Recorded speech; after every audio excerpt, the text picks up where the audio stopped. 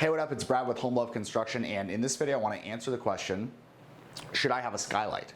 So skylights are something that can be really nice, but you might see them in like your grandparents' house. They can be either really nice and tastefully done, or they can be old and up through like a big long like chute through the ceiling that gets really ugly and the drywall gets damaged and it winds up being nasty.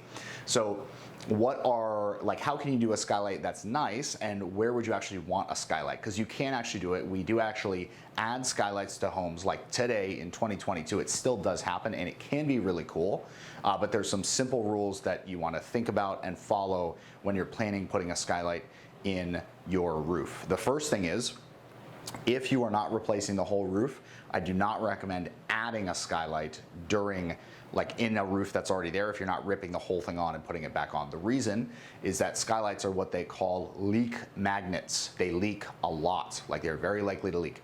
So if you're just taking off the shingles around that and then patching them in to then install the skylight and seal it, it's much less likely to be a perfect seal, that's never gonna leak, versus if you did the whole roof and started and did the whole thing all at once with a skylight integrated into the roofing. There are just some mechanics that go into roof repairs versus roof replacement that make it much more easy to waterproof something when you're doing the whole roof all at one time. It has to do with the way the shingles stack up and having a continuous waterproofing barrier all the way through. It's almost as if they can integrate the skylight into it. The other thing that you want to consider is from the underside, when you put a skylight in, what is it going to look like and how are you going to box it in, for lack of better words? If you're in an area of your house where there's a lot of attic space, like let's say you have a very large attic, it's a big roof on a big house, and you have like a 6 foot tall attic space, but you want to put a skylight there. Realize that you're going to have a 6 foot tunnel essentially of drywall, like a chute, when you look up between the ceiling and where the skylight actually is in the roof deck, because that now all has to get closed in with drywall. You don't want to look up and look at your attic. Also, you don't want to let the heat of your attic into your house.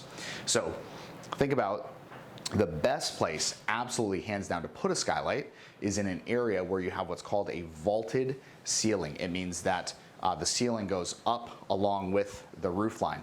That tends to have very little attic space. It could be as much as 2 feet or as little as 12 inches in some cases.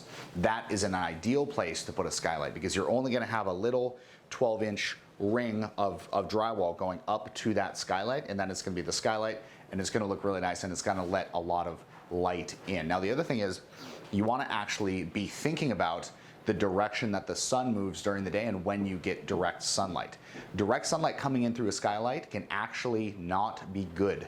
That might not be what you're thinking. You might think, I want to put the skylight where it's going to get a lot of direct sunlight. I do not recommend that, because when direct sunlight comes right down through a skylight, it gets really hot underneath it. Even if the skylight is insulated glass and blah, blah, blah, all the other stuff, it's a lot more heat than indirect sunlight. And a skylight still is gonna let in a lot of light with indirect. It's made to create ambient light. It's not focused, it's widespread. So it's actually better to put the skylight in a thin section of attic space where you're not gonna have a huge tube of 6 feet going up to that. I see that all the time, and I actually take those out all the time in projects that we do. We remove those.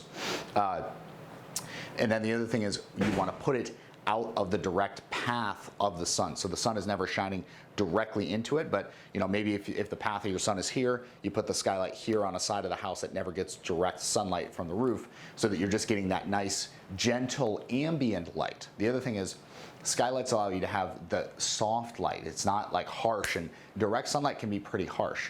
And then you also have the heat factor as well. So that is my recommendation on skylights as far as having actually dealt with them a lot in the field.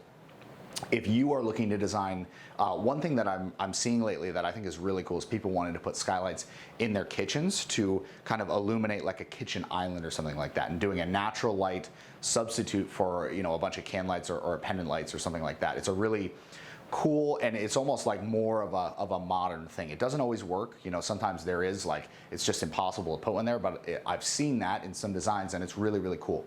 So if you need help designing something with a skylight in it, like you're going to remodel your house and you want more natural light, a skylight might not even be your best option, but we can help you with that at Home Love Construction. We actually do design and build. You can go to homelove.construction/design. That's the starting point for anybody who's interested in doing a design. We do them all the time. We're working on, at any given time, 6 to 10 different major renovation designs or custom home designs. And we'd be happy to help you with yours, even if you're outside of our service area. We do remote design as well.